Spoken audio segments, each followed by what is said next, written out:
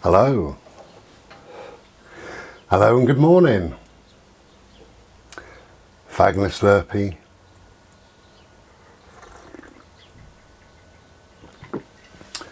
Okay, in this video I've been asked what is my opinion on children going back to school, especially 6 and 7 year olds.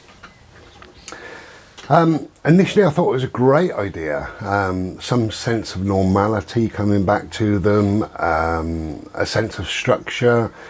Often children love a teacher at that age, so they're going to see familiar faces and things like that. Playtime with their friends, sharing stories of what they've done in the last 8 weeks or 9 weeks, 10 weeks perhaps since they last saw their friends. Initially I thought all of that. My concern about going back to school was the anxiety for children around that. We as adults, we only know probably 1% of what's going on with all this current situation. We're not told the truth. Very, very minimal, very minimal we know. So therefore we can only tell our children perhaps 0.5% of what's going on, because we're not going to discuss perhaps the deaths, etc., etc. So, I mean, children must be bewildered. We are, as adults, we're confused. Some adults are living in fear. And then you ask them, fear of what? And they say, I don't know. We're told the coronavirus is a common cold. That's what the coronavirus is and always was. But it's kind of mutated into a flu. And then we're told, oh, it's much more serious than the flu. It goes on, but we're not told very much at all. We're told it can somehow leap 6 feet into another person. You know, we're told to self-isolate, or we've had a lockdown to get through. We have to queue up at shops, you have to stand on little markers and all the rest of it. For us as adults, that's an awkward, difficult situation, and especially when you're not at work, or you cannot see your loved ones, your children, your mum, your dad, your granny, auntie, whatever. For us it's difficult. For children it must be very nearly impossible. So I thought, a sense of normality, wouldn't that be lovely to go back to school? However, now I'm not in favour of it. I've seen 4 different reports. I think they're proposals more than reports on what these 4 separate schools are intending to do. And I have to say, it's absolutely awful. It will put the fear into kids. It'll make kids paranoid. It'll lift their anxiety through the roof. They will be so afraid, and it's absolutely awful. Because we're only told this 1%, we don't know what's going on, so we can assume, perhaps, either way, we can assume there is no such virus. It's a psychological thing that the government are doing to control us and all the rest of it. We can assume that, or we can assume that there is a very virulent, terrible virus, and we're doing our best to stay on top of it, and millions may die, although they don't seem to be. But I mean, so we can think either way. But you know, that's our minds, isn't it? You know, and it's up to us, I suppose, what we tell our kids before they go to school. But it's awful. I've seen things like, just doubling back on that. If we're to believe either there is no virus or there is a virus, whatever we're led to believe by the government and the media and all the rest of it, somehow we've got to impart that in a nice way to children. But if it's the other way, if it is that virulent, then we shouldn't be sending children to school. Of course we shouldn't. Now, the proposals I've seen are awful, absolutely awful. 2 metre distancing wherever they are, spraying them with disinfectant, spraying their shoes, spraying their bag, making them wear gloves, making them wear a mask. They sit behind a screen. On 3 of the proposals was a screen, 1 was a visor. They cannot see their friends.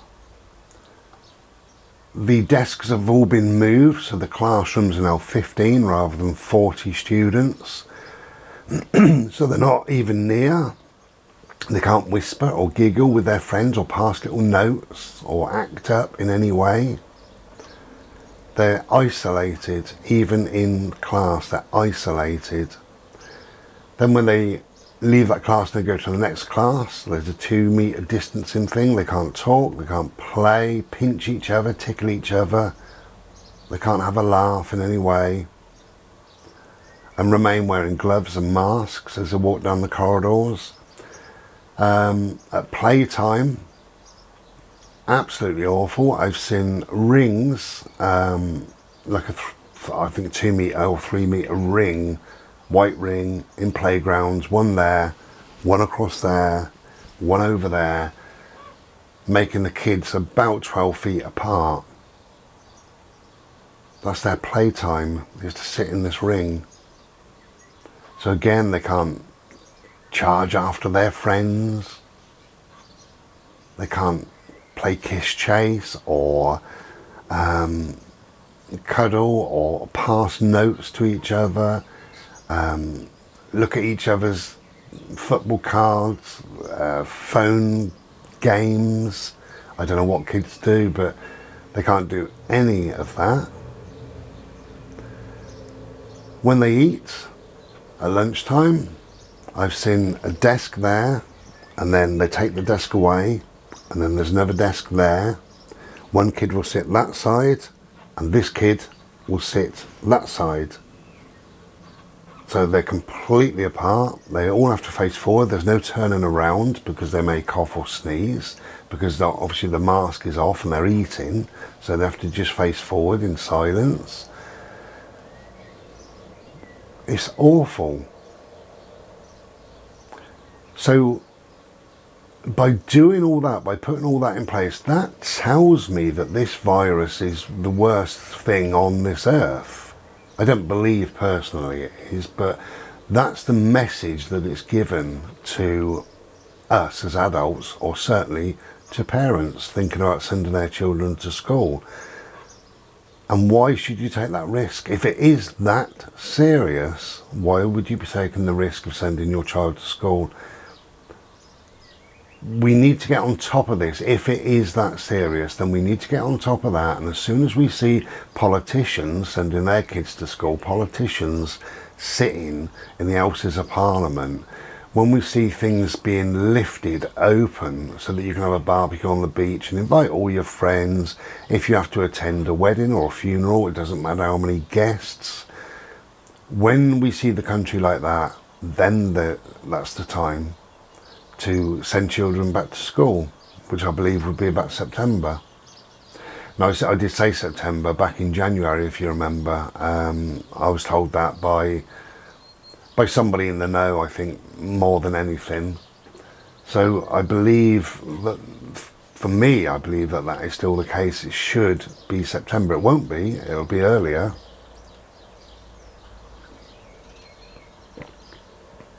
But if a child is at that much risk that they have to adhere to all these rules and regulations and what have you, don't send them to school. They should not be going to school. That's how I feel about it. That's my opinion about it. And what will it do to their poor minds? How frightening.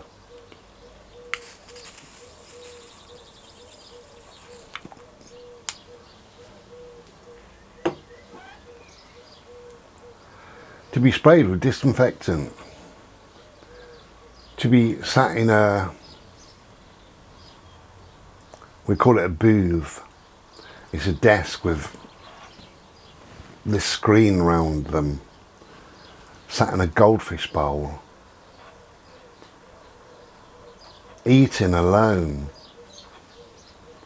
no playtime. What's the point in going to school? If you're 6 or 7, you don't go to school to learn. You go to school to run around with your friends and play tig or catcher or whatever, or hopscotch. So you send the child to school, there can be no sports day, there can be no plays, there can be no sports at all, there can be no evening or morning activities, there can be no clubs, no societies, no get-togethers, no party. What's the point in going to school when you're 6 or 7?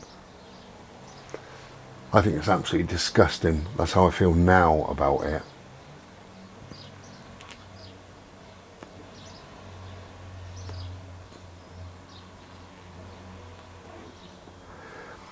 But all this will teach children to live their lives in fear,